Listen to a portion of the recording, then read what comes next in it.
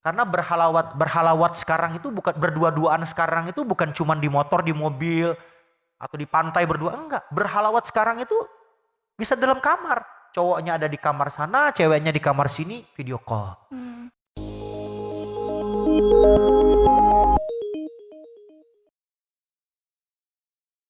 Yang terpuji. Hmm. Allah menempatkan kedudukan hambanya yang bangun qiyamul lail, Allah tempatkan pada kedudukan yang terpuji. Kalaulah dia seorang anak SMA bangun sholat tahajud, dari SMA Allah letakkan kedudukannya pada kedudukan yang terpuji. Kalau Nisa rajin bangun sholat tahajud, Allah letakkan kedudukan Nisa sejak SMA pada kedudukan yang terpuji. Dan Allah memuji hamba yang bangun sholat tahajud itu. Dan gak tanggung-tanggung, Allah itu memuji di hadapan para malaikat. Bagaimana Allah memuji di hadapan para malaikat? Wajafa junubuhum anil madaji. Wahai malaikatku, lihatlah hamba-hambaku, mereka menjauhkan. Wahai malaikat-malaikatku, lihatlah hambaku, mereka menjauhkan punggungnya dari tempat tidurnya. Wal mustaghfirina bil asyar wa bil asyarihum yastaghfirun. Dan mereka beristighfar di waktu sahur. Bayangin, kalau ada anak SMA 1 Muhammadiyah nih, karena sekolahnya dari rumah, banyak waktu di rumah, sehingga bangun jam 3 tuh gak berat seharusnya. Betul gak? Betul. Dia bangun setiap malam sholat tahajud. Setiap malam Allah puji dia di hadapan para malaikat. Wajafa junubuhum anil madaji. Wahai malaikat-malaikatku, lihatlah hambaku, mereka menjauhkan punggungnya dari tempat tidurnya. Pada saat Allah sedang memuji di hadapan malaikat, pada saat itu anak muda ini berdoa. Entah itu Nisa atau siapa lagi nama temannya yang cowok, Nisa? Rio. Oh, Rio. Itu berdoa sama Allah. Ya Allah, mudahkanlah aku dalam menuntut ilmu pengetahuan ya Allah. Berikanlah aku pemahaman dalam aku menuntut ilmu ya Allah. Atau Nisa berdoa, ya Allah nanti kalau aku udah dewasa ya Allah, berikanlah aku seorang imam, jodoh yang soleh, ganteng. Amin gitu ya. Amin. Nah yang mengaminkan itu bukan lagi manusia. Malaikat. Malaikat. Karena pada saat dia lagi berdoa seperti itu, di waktu yang sama Allah sedang memuji di hadapan para malaikat dengan kalimat tadi. Lalu dilanjutkan oleh Allah Allah lanjutkan di akhir tadi itu Allah katakan wal mustaghfirina bil asyhar wa bil asyarihum yastaghfirun, dan mereka beristighfar di waktu sahur. Jadi anak muda dari sejak dia masih muda, dia bangun di sepertiga malam menjadi hamba pilihan, karena nggak semua anak muda bisa bangun di sepertiga malam. Oke. Menjadi hamba pilihan, Allah angkat derajatnya dari sejak dia masih muda. Masih muda Allah udah angkat derajatnya, bayangin. Allah dia pada saat dia selesai sholat tahajud, dia minta dimudahkan dan segala macamnya. Inilah yang menjadi asbab kemudian Allah berikan banyak kemudahan dalam dia menjalani kehidupannya. Lalu kemudian Allah lanjutin wal mustaghfirina bil asyar wa bil asyarihum yastaghfirun, dan mereka beristighfar di waktu sahur. Masih muda udah rajin istighfar. Karena Rasul Muhammad SAW bersabda, "Idza kasurat junubul abdi walam yakullahu min amalin liyukaffiroha fabtalahu Allahu bil hazanu liyukaffiroha." Apabila dosa seorang hamba itu banyak dan amal solehnya tidak cukup untuk menghapus dosa-dosanya, maka Allah akan memberikan dia masalah, ujian, cobaan, musibah untuk menghapus dosa-dosanya. Jadi muda, kalau masih muda itu kan artinya ya mungkin dosanya gak sebanyak saya lah. Dosanya Rio umur berapa? 16 tahun, 17 lah. Dosanya mungkin gak banyak saya kan gitu. Nah mumpung masih muda, jangan nambah dosa. Karena kalau nambah dosa nanti kena dengan hadis Nabi yang tadi. Kalau dosanya banyak, amal solehnya lebih sedikit, maka yang terjadi Allah akan memberikan masalah, ujian, cobaan, musibah untuk ngapusin dosa-dosa. Karena setiap dia sholat, ngaji, puasa gitu, ini masih jauh, posisi dosa ini masih lebih tinggi ini. Kalau ibaratnya orang dagang jual beli, modalnya belum kembali. Jadi setiap ada transaksi penjualan, ini masih belum kembali modal. Jadi jangan dulu ngomong untung gitu. Yeah. Makanya mumpung masih muda, kurangi dosa, perbanyak istighfar, amal soleh yang dilakukan, bangun sholat tahajud.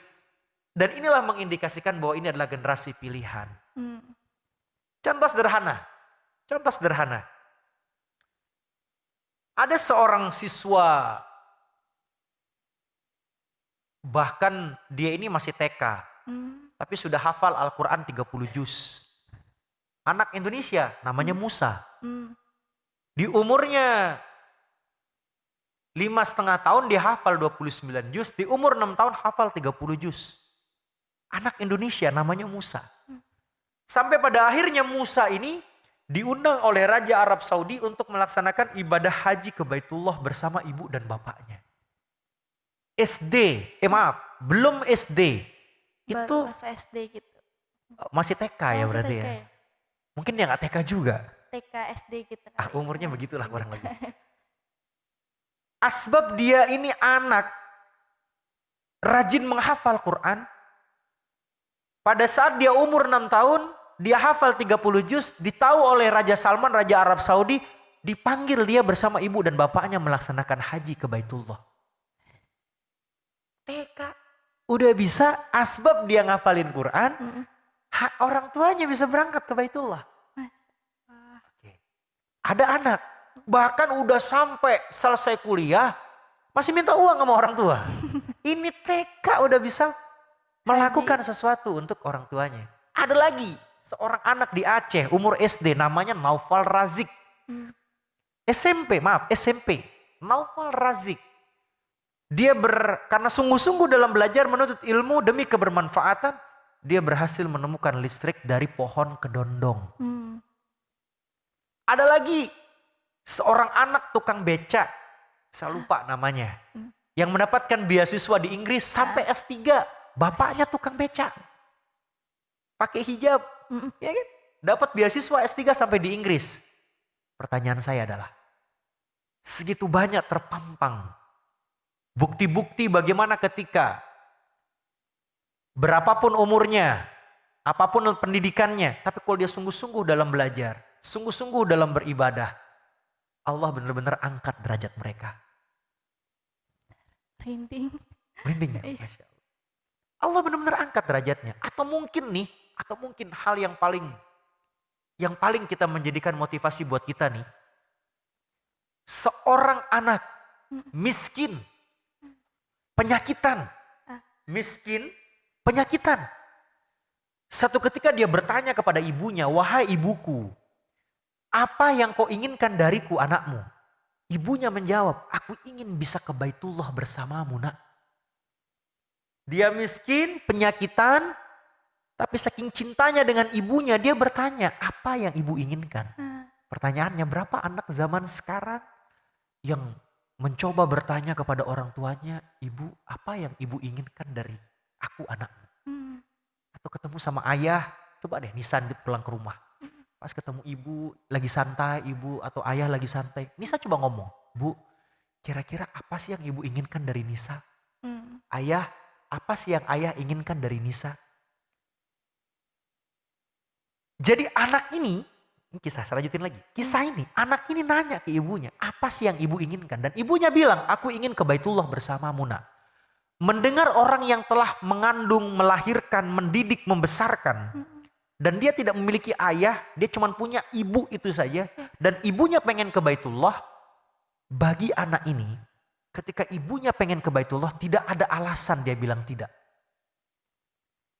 Ketika ibunya bilang pengen ke Baitullah, anak itu sebagai anak dia mengatakan, "Insya Allah, Bu, kita akan berangkat di musim haji ini." Padahal uang gak punya.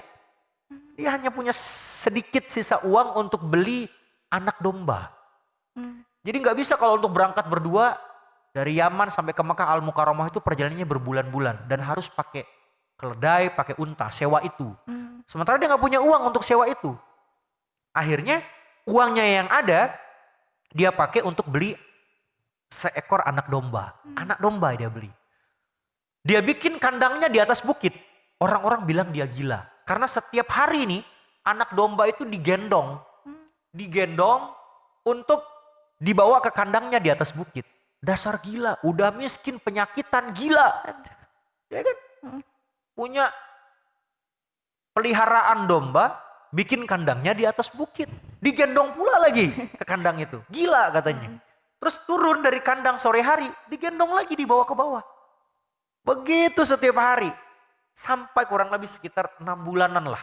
Kayak begitu, dibawa ke atas, nanti kalau udah kenyang dari kandangnya dibawa turun lagi dengan cara digendong. 6 bulan ternyata tibalah musim haji. Karena setiap hari anak muda ini gendong turun naik anak domba, ya mungkin di bulan-bulan pertama beratnya anak domba itu cuma beberapa kilogram. Tapi setelah 6 bulan beratnya itu mencapai 60 kilogram. Jadi makin lama makin besar, makin berat. Gitu loh. Tibalah 6 bulan kemudian musim haji. Karena dia tidak punya uang untuk sewa unta, tidak punya uang untuk sewa keledai dari Yaman ke Mekah Al-Mukarramah, begitupun sebaliknya. Gak punya uang untuk itu, yang dia terpikir kenapa dia beli anak domba dan dia buat kandangnya di atas bukit adalah dia sedang membayangkan bagaimana menggendong ibunya dari Yaman ke Mekah Al-Mukarramah. Dan dia latih otot fisiknya dengan cara menggendong anak domba itu ke atas bukit. Bawa turun lagi. Karena saking gak mampunya sewa keledai, saking gak mampunya sewa unta, yang dia berpikir adalah menggendong ibunya demi mewujudkan cita-cita ibunya bisa berangkat ke Baitullah. Akhirnya anak muda ini menggendong ibunya ke Baitullah. Digendong ibunya ke Baitullah. Bahkan Rasul Muhammad SAW itu mengatakan, berpesan kepada sahabat Umar dan Abu Bakar, koreksi kalau saya salah. Ini cerita lama yang saya belum buka lagi kisahnya nih. Berpesan kepada sahabat Umar dan Abu Bakar bahwa pada musim haji kali ini akan ada seorang anak muda yang kalau kamu minta doa darinya, doamu akan diijabah oleh Allah. Bagaimana tandanya? Ya Rasulullah, tanya Umar dan Abu Bakar, tandanya itu adalah ada bekas warna putih di tengkuknya katanya. Singkat cerita nih, ini pada saat sudah sampai di Baitullah, mereka melakukan tawaf, pokoknya selesai, rukun haji udah selesai. Ibunya berdoa, lalu kemudian ibunya ini mempersilahkan anak muda ini berdoa. Pada saat anak muda ini berdoa, doanya yang apa? Ya Allah, ampunlah ibuku, terimalah amal ibadah ibuku, dan kelak ketika dia meninggal dunia, tempatkanlah dia tempat yang layak di surgamu. Terus ibunya bilang, wahai anakku, kenapa kau berdoa untukku? Kenapa kau tidak berdoa untuk dirimu? Yang orang-orang menghina karena kemiskinan dan penyakitmu. Apa jawaban anak itu? Anak muda itu. Kalau ibu diampuni oleh Allah, ditempatkan di surganya Allah, sudah cukup bagiku. Akhirnya apa? Penyakit di kulitnya ini hilang semua. Meninggalkan satu tanda warna putih yang menjadi patokan sahabat Umar dan Abu Bakar untuk mencari. Orang yang katanya, Rasulullah bilang, kalau ketemu dengan yang tanda putih di tengkuknya itu, minta doa dari dia insya Allah doamu akan diijabah. Maka anak muda ini mendapatkan julukan, sesungguhnya dia bukan penghuni bumi, tapi dia adalah penghuni langit. Siapakah anak muda itu? Uwais Al-Qarni. Apa yang kita bisa belajar dari sini?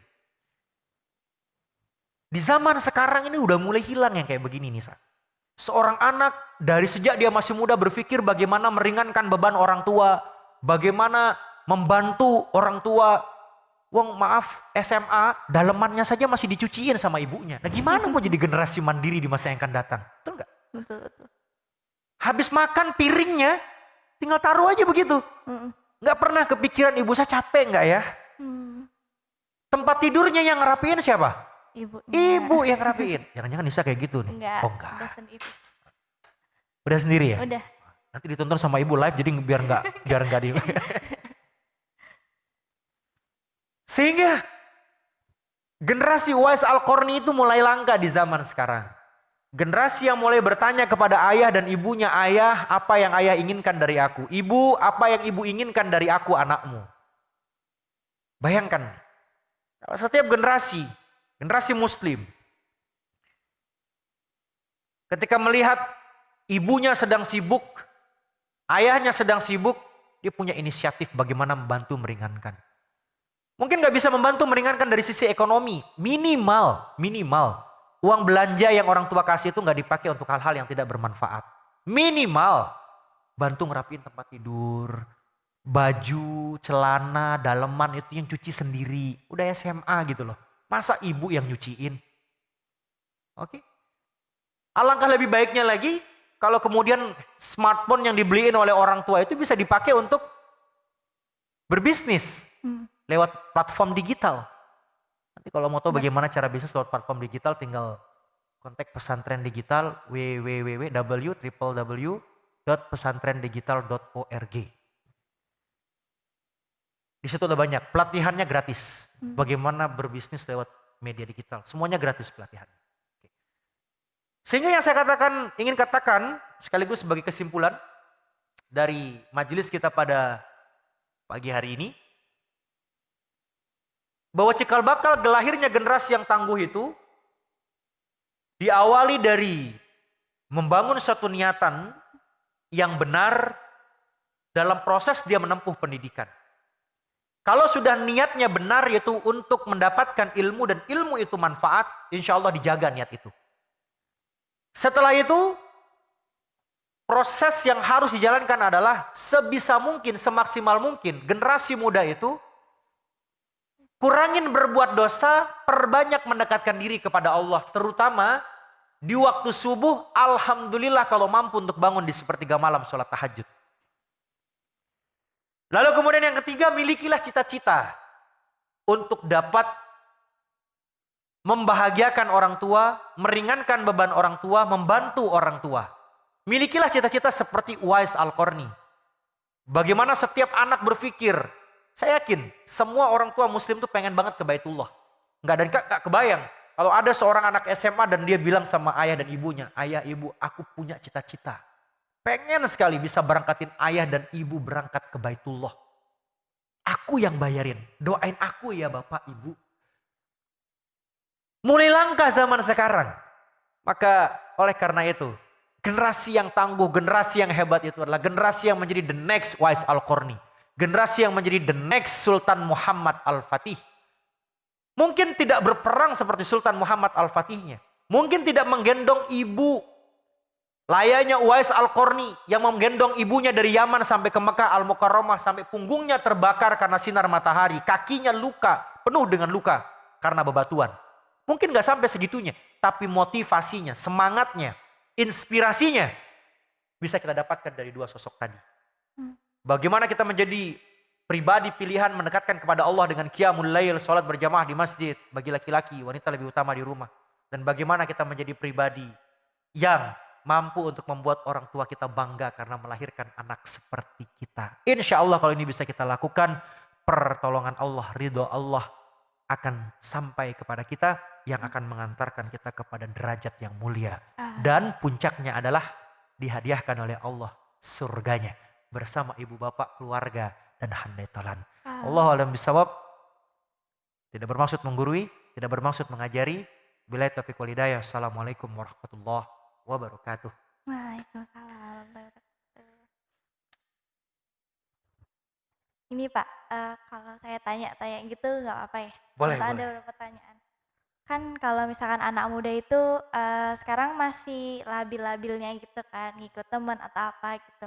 Gimana sih caranya untuk neguhin hatinya untuk melakukan kebaikan? Soalnya mungkin kebanyakan kan sekarang anak muda tuh nggak semuanya dia mikirin berguna nggak sih di masyarakat atau gimana, tapi lebih mikirin main-mainnya aja gitu. Gimana sih caranya kita neguhin di lingkungan yang susah gitu, bikin diri sendiri.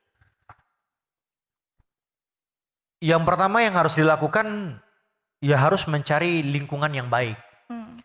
Susah kita untuk bisa kemudian menjadi teguh untuk memiliki prinsip mau begini, mau melakukan kebaikan ini. Kalau pergaulannya itu bergaul dengan teman-temannya yang justru mendegradasi apa yang menjadi komitmennya dia. Susah. Tapi hal yang mungkin bisa dijadikan sebagai sebuah landasan berpikir agar generasi muda itu memiliki komitmen di dalam melakukan apa yang menjadi niatnya dia, seperti itu. Yang pertama adalah sebuah prinsip hukum bahwa siapa kita hari ini itu adalah buah dari apa yang kita kerjakan 5 tahun yang lalu. Dan siapa kita 5 tahun yang akan datang itu tergantung dari apa yang kita lakukan hari ini. Kalau hari ini kita banyak membuang-buang waktu untuk main games, untuk hal-hal yang tidak bermanfaat, bahkan bermaksiat kepada Allah, 5 tahun yang akan datang, hidup kita gak akan sampai kepada derajat kemuliaan. Sesederhana itu. Hmm. Kalau toh nanti kita taubat, berarti 5 tahunnya dibuang sia-sia, proses taubatnya 5 tahun, 5 tahun lagi baru Allah angkat derajatnya, 15 tahun jadinya. Kan begitu. Iya. Sekarang pertanyaan sederhana, mau cepet nggak dimuliakan sama Allah? Itu aja. Kalau pengen cepet dimuliakan sama Allah, istiqomahlah. Karena kita nggak tahu nih, nggak tahu apakah kita yang meninggal duluan atau orang tua kita yang meninggal duluan. Contoh saya dengan Nisa nih. Iya. Nisa kan lebih muda dari saya kan. Heeh. Bisa jadi Nisa meninggal duluan, saya meninggal belakangan. Mm-mm. Atau biar adil saya balik. Saya meninggal belakangan, Nisa meninggal duluan. Sama aja. Oh, sama ya? Sama. Oke, kalau gitu saya duluan. Hmm. Duluan menyolatkan Nisa. Yang saya maksud itu Nisa, bahwa kalau generasi muda itu mulai berpikir nih, mungkin kalau mikirin dia itu, saya kan masih muda. Karena anak muda itu kalau umur masih muda itu gak kepikiran mati biasanya. Bahkan kalau diajak mikirin mati itu pun gak nyampe gitu loh. Karena umur saya masih muda. Oke deh, mungkin karena masih muda jadi gak kepikiran dia meninggal, oke gak kepikiran. Yang paling penting aja deh, seandainya orang tua saya meninggal dunia. Nih ada pertanyaan dalam diri. Seandainya orang tua saya meninggal dunia. Dan sampai hari ini saya masih belum bisa mempersembahkan sesuatu yang membuat orang tua saya tersenyum bahagia dan bangga karena melahirkan saya. Maka saya pasti akan sangat menyesal. Benar. Betul? Iya benar. Coba kalau konsep ini menjadi hal yang dihujamkan. Jadi nggak ada lagi nih generasi muda yang malas belajar, make narkoba, minum minuman keras, seks bebas.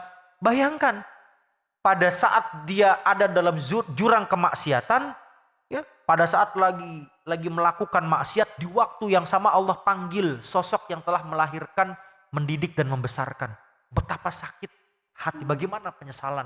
Itu penyesalan bisa seumur hidup kalau kayak begitu. Nah, makanya dulu cara saya untuk bisa istiqomah itu saya selalu ingat. Kalau udah teman-teman ngajakin ke tempat-tempat maksiat, ngelakuin maksiat, saya tuh gak kebayang. Pada saat saya lagi di tempat maksiat, Allah ambil sosok-sosok yang saya cintai.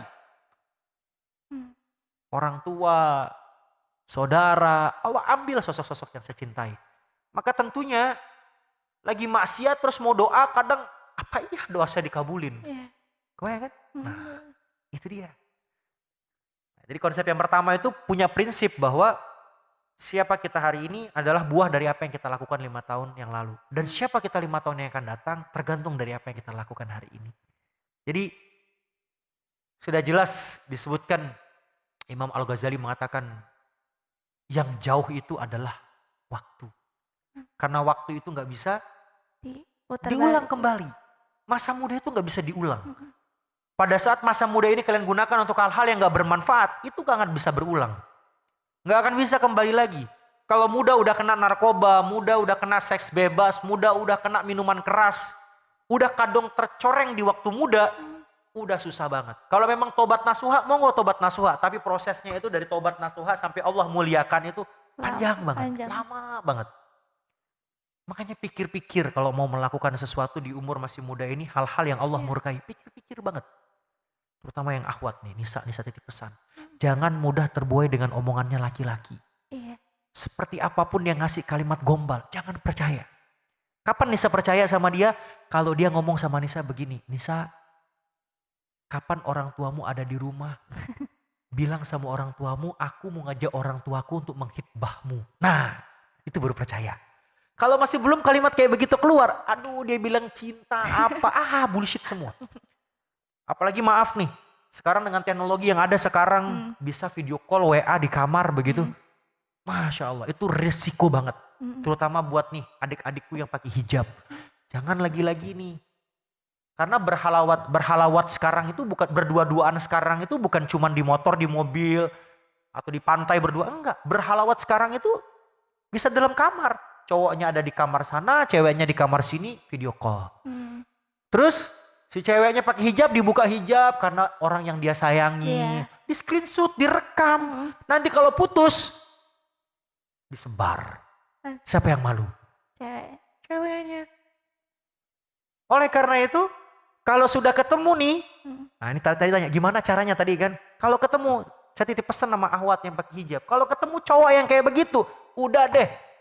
Dia ngomong cinta sayang, disuruh lagi video call kan kita cuma berdua. Ah sudahlah, ini laki-laki. Maaf saya pakai, tolong disensor ya. Ini laki-laki nggak bener. Oke, oleh tinggalin aja.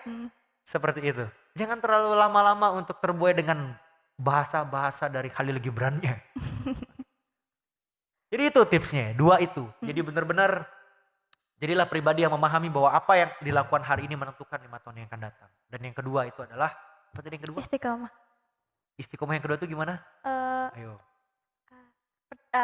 Kalau misalkan kita nggak tahu matinya kapan. Oke. Yang kedua itu adalah benar-benar ingat mati. Kalau misalnya masih muda susah ingat mati, ingat kalau orang-orang yang dicintai meninggal kayak bagaimana. Itu yang harus dilakukan.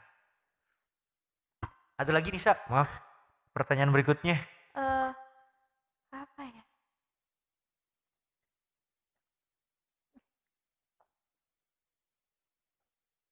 Mungkin Bapak punya beberapa pesan buat murid-murid di SMA Muhammadiyah 1 Denpasar.